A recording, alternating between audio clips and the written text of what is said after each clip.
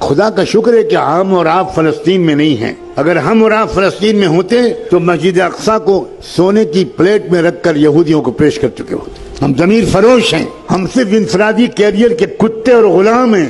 ہم نے اپنا اجتماعی اور قومی مقصد بالکل عرصے سے بنا رکھا ہے. آخری بات کہتا ہوں، اگر اس کے بعد آپ کی آج کی رات کی نیند حرام نہ ہو تو مجھے نہیں معلوم آپ کے اندر ایمان کا ذرہ باقی ہے کہ نہیں.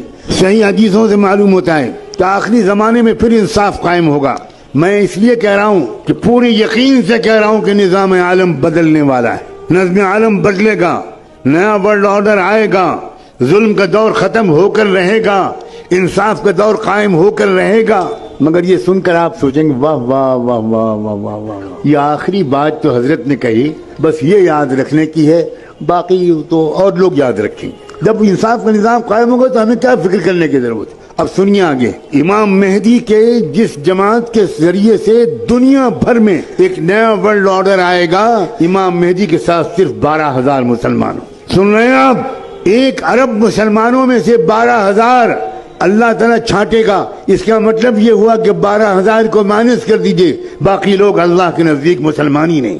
یہ ہے کیفیت. ہوش میں آؤ لوگوں، بے ہوشی سے نکلو. اپنی بیویوں کو سمجھاؤ کہ بہت ہو گیا میک اپ، بہت ہو گیا مسخرہ پن. کچھ لمحے کے لیے سیریس گفتگو بھی کرو اپنی فیملی سے. مستقبل اسلام کا ہے، میں قسم کھا کے کہہ رہا ہوں.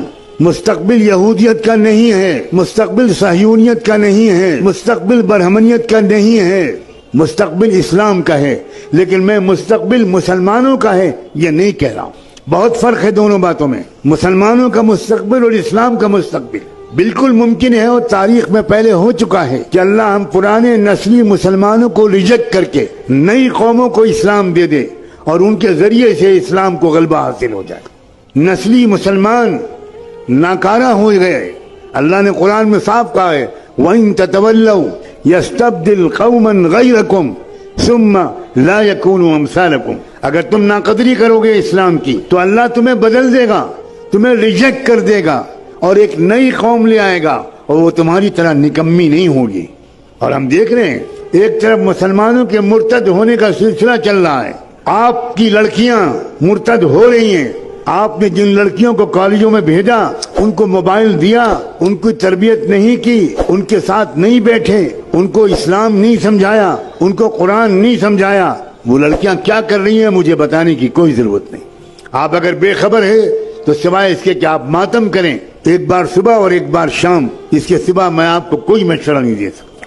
اور ایک طرف کیا ہو رہا ہے، روزانہ کم سے کم 50 یا 100 غیر مسلم اسلام قبول کر رہے ہیں. مسلمان ریجیکٹ کر گئے ہیں اللہ تعالیٰ. جاؤ تم، جاؤ مندروں میں گھنٹا بجاؤ اور آؤ تم آؤ. اس غزہ کے واقعے نے ایک عجیب طرح کی فتح دی ہے. وہاں تو جنگی فتح تو ہو ہی رہی ہے، وہ قوم پوری کے پوری شہید ہونے کے لیے تیار ہے. سلام بھیجتا ہوں میں ان نوجوانوں پر، کیسا ہے ان کا ایمان و یقین.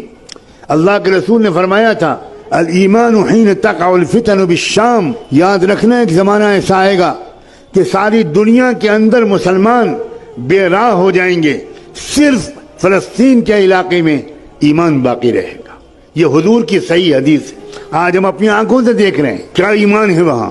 دنیا میں لوگ روزانہ بڑے بڑے فاضل امریکن، یورپین لوگ، سائنسداں، فلمی اداکار، میوزیشنز، اسپورٹس مین، لڑکیاں اور عورتیں، وہ صرف اس لیے اسلام لا رہی ہیں. وہ کہہ رہے ہیں کہ یا اللہ کس چیز سے یہ لوگ بنائے گئے ہیں.